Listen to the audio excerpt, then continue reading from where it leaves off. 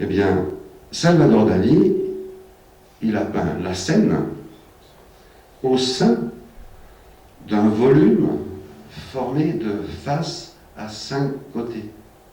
Ça s'appelle un dodécagone régulier.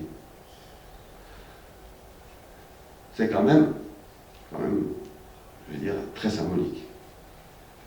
Voilà ce qu'on peut dire, je pense, en architecture. Alors maintenant, trouve-t-on le nombre d'or souvent dans la nature? Si vous lisez sur Internet, il y a plein d'articles qui disent « Oui, le nombre d'or est partout ». En fait, ici j'ai présenté des coquillages, un animal, une fleur, des empreintes digitales et une galaxie, parce que c'est comme ça qu'on parle, et on peut dire que même si ça ressemble à une spirale d'or, ce n'est pas une spirale d'or, ni à partir du triangle, ni à partir du carré. Il y a plusieurs manières de le démontrer, sur sa forme d'abord, et sur le fait que, en fait, il n'y a pas une régularité séquentielle dans ces habitations successives de l'animal. Donc ce n'est pas une spirale d'or. Pourtant c'est souvent décrit comme ça. Le mouflon non plus.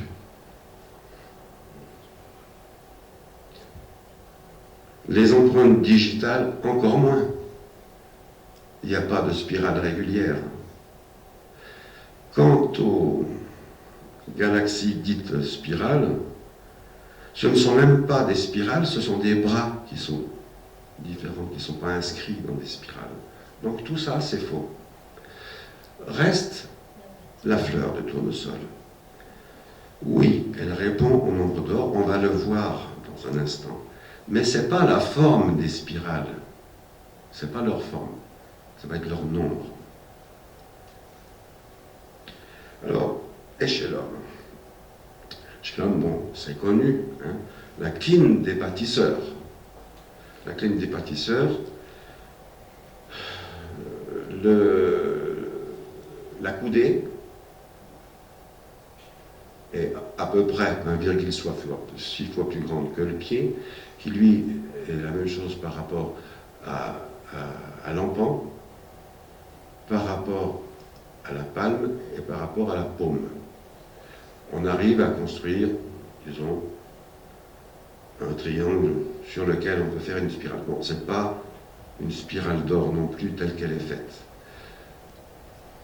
Ce qui est gênant dans cette affaire, c'est qu'on part du bras, on part du pied, pourquoi pas autre chose, etc.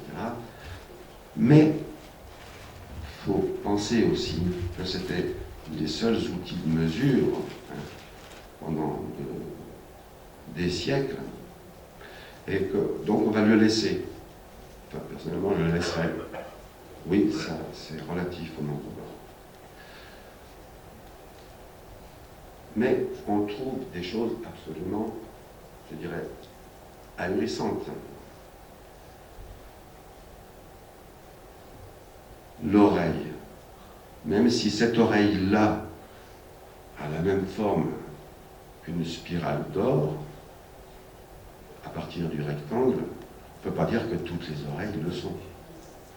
Donc, y aurait-il des gens plus importants que les autres qui répondraient au nombre d'or?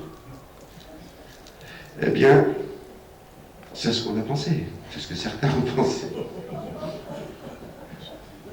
C'est quand même un peu tiré par les cheveux, et en fait, vous voyez que ce n'est pas tout à fait des nombres d'or. Donc, même les gens importants ne répondent pas au nombre d'or. J'ai vérifié sur ses successeurs, et c'est pareil. Bon, revenons un peu sérieux. Passons aux chiffres avant d'exploiter les fleurs, les plantes. Alors, la suite de Fibonacci, c'est un peu l'équivalent en chiffres de ce qu'on a vu en géométrie. On va aller très vite. Je voudrais vous rappeler ce que c'est qu'une suite. Il y a deux types de suites. Une suite, c'est une suite de nombres qui sont ordonnées selon une certaine loi. Si c'est une loi de l'addition, c'est-à-dire que si un terme est égal au précédent auquel on ajoute une quantité finie, eh bien, par exemple, on ajoute ici 3 plus 1, 4, 4 plus 1, 5, 5 plus 1, 6, c'est la suite des nombres. Si on ajoute 2, ça va être la suite des nombres impairs. En fait, ça, c'est une suite arithmétique. On a aussi une suite géométrique. On remplace le plus par un multiplié. 2 fois 2, 4, fois 2, 8, fois 2, 16, etc. 3 fois 3, 9, fois 3, 27, etc. Donc, un terme est le précédent multiplié par une certaine quantité.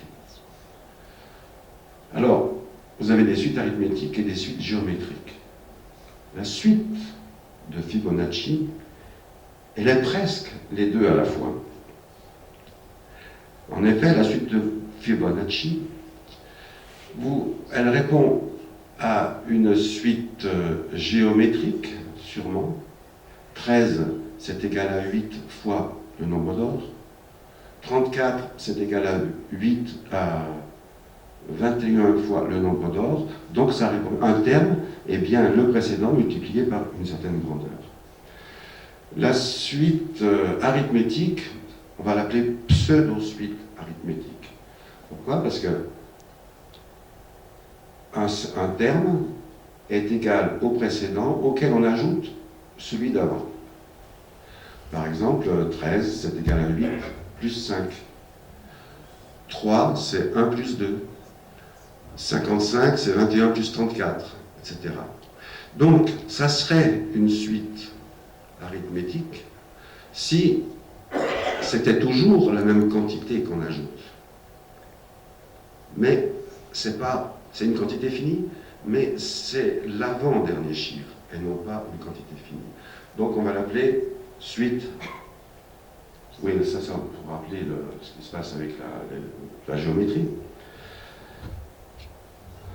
C'est une suite géométrique et une suite pseudo-arithmétique en même temps.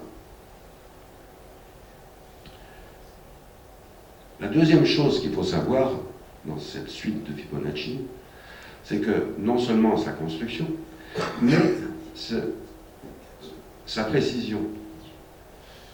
Vous voyez que dans les termes qui sont bas, le rapport de deux termes est assez éloigné encore du nombre d'or. Mais plus on monte dans les termes, plus ça devient précis.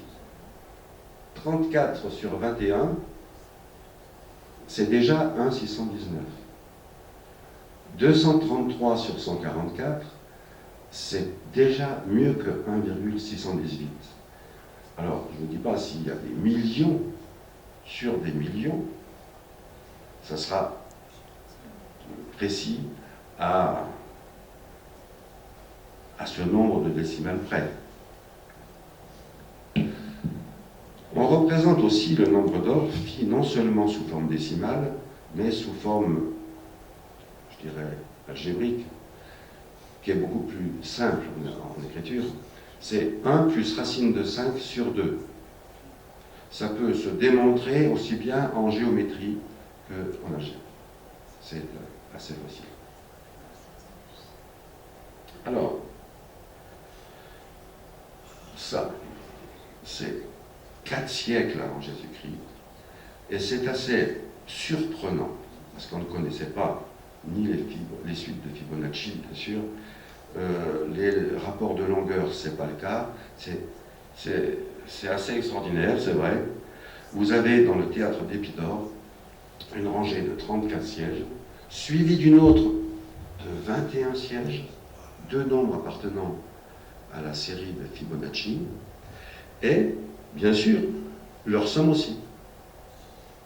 Ça, c'est une question à laquelle, je pense, personne n'a la réponse.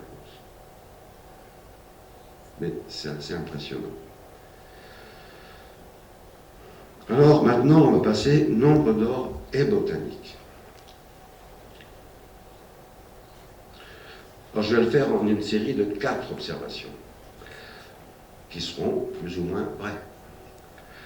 Première observation, le nombre de pétales des fleurs répond au nombre d'or.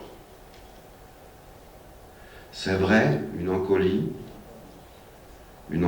c'est 2 pentagones décalés. C'est-à-dire, vous avez un grand triangle d'or, puis un petit sur le niveau du dessus. Oui, bon, c'est vrai. Mais toutes les fleurs, heureusement que ma femme n'est pas là parce qu'elle n'aime pas que j'ai mis au point la photo sur ses doigts et non pas sur la fleur. Mais toutes les fleurs à 5 pétales, en fait, répondent au nombre d'or, puisqu'elles sont inscrites dans un pentagone. Et puis, il y a des fleurs à 4 pétales qui n'appartiennent pas au nombre d'or. Même si on en trouve à 1, à 3, à 5, à 8, à 13 et à 21 pétales. Mais il y a des intermédiaires.